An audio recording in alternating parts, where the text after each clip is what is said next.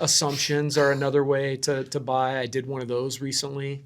That was pretty crazy. You honestly, I don't even care about the house. Buying, I'm getting free money is basically the way I looked at it. So I bought it $440,000. I was able to negotiate the price down a little bit, but at the end of the day, I didn't even care. It was about putting my money back. Because one thing I realized, at one point I had a whole bunch of rentals and they were all 3% rates, and I paid them all off. And I was like, in the last couple of years, I was like, what in the heck? Why did I do that? That was free money, but you didn't realize it back then because it was just normal. But now you're looking at it going, that's free money. So now you're trying to buy back in to assumptions with your money because you can't, we may never see 2.25 again. I think the issue with assumptions is, one, I think a lot of people have an assumable loan and they don't know it. So that's the first challenge that you run into. And then two, most agents don't know how to navigate it. I know that you worked with that company, right? To help you through that. Me or you, however, whatever. So that was a good move For the first one, I wanted to do that so I could learn all the processes. Would you use them again? I would use them again. I could tell you it was a pain in the butt. That transaction took over 4 months to close. The lender was just a pain in the butt because the lender on their side, to their defense, they're probably going, no, let's get rid of this loan and let's go do a new one at 6%, right? So, but we did finally get it done. How did you keep the seller on the hook for that?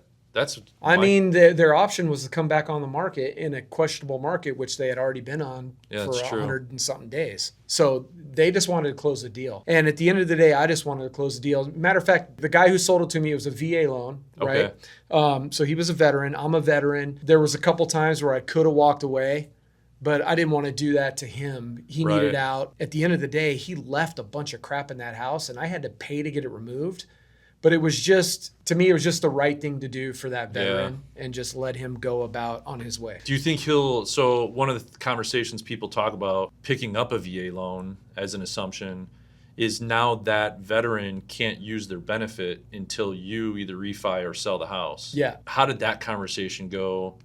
Obviously, you had to have it through their agent, but how did that conversation go with what he was thinking? Did it matter? Did it not matter? Was it even brought up? For that particular guy, he didn't care. And let me tell you, there's, and I don't know his particular case because I didn't dig that deep, but so I'm a veteran. Right. I would have no problem giving up my eligibility. And let me tell you why. The reason I would give up my eligibility is because if you have a disability from the military, at that point, you don't ever pay a funding fee. Right. If you don't have a disability, the second transaction you do with your VA, you have this big VA funding fee. So your first transaction does not have it. It does not. Your ones after it do. Exactly. Okay. So I used my first one, didn't have it. A couple years later, I was going to refinance. The lender hands me the paperwork. I'm like, what the heck is this $10,000 fee? Oh, that's the funding fee. And I'm like, well, I don't want to pay that. He's like, you have to. And I said, well, then I'm not doing VA. Yeah. Dude, give me a conventional loan. I did a conventional loan, went on my way. For me personally, and a lot of veterans out there that don't have a disability, getting another VA loan means they're going to have to pay this massive funding fee.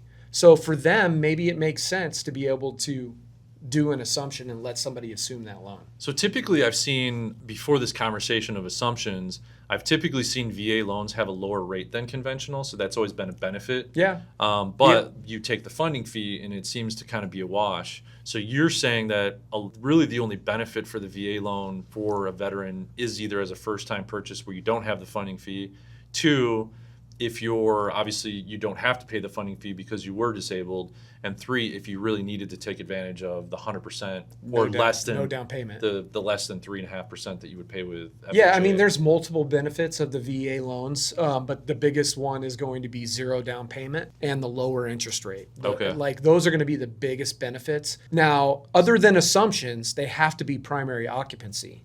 Right. So now that's the benefit of the assumption is the reason the VA lets you sell it to somebody who's not going to be a primary occupant is because they're giving the veteran an out, because a lot of times it's a hardship. They need to get rid of the house.